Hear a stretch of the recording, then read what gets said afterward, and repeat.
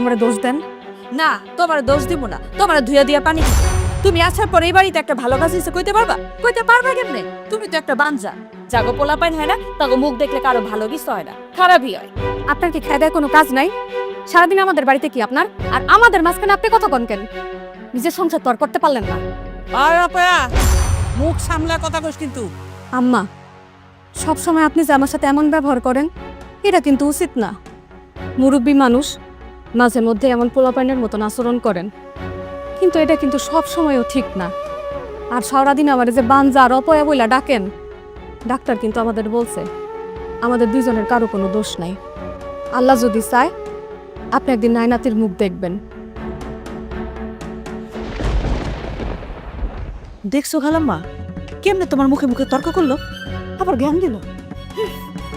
কি আর কমু, সব হইলো আমার কপাল।